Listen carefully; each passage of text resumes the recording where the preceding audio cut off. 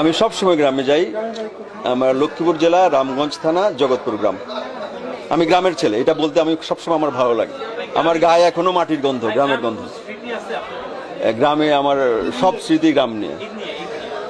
ঈদ নিয়ে বাবা জামা দিতে পারতেন, কোনো ঈদে দিতে পারতেন না। একবার আমরা দুই ভাই জামা চেয়েছিলাম, উনি দিয়েছিলেন একজনকে, আমি লুকিয়ে রেখেছিলাম।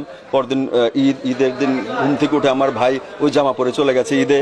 আমার যে চিৎকার, কি কান্না, এই অনুভূতি কখনো ভুলবো না। আপনি যখন টানাটানির সংসারে বড় হবেন, আপনি অনেকগুলো বন্ধনে আবদ্ধ হয়ে যাবেন।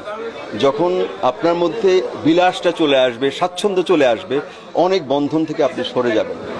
আমার কাছে সেই টানাটানির সময়টা, নিম্ন মধ্যবিত্ত ঘরে বড় হওয়া, আমার বাবা একজন শিক্ষক, আমার ছোটবেলার জীবনটাই আমার কাছে মোস্ট কালারফুল, মোস্ট সিগনিফিক্যান্ট, এবং আমি বারবার চোখ বন্ধ করলে সেই জীবনটাই দেখতে পাই।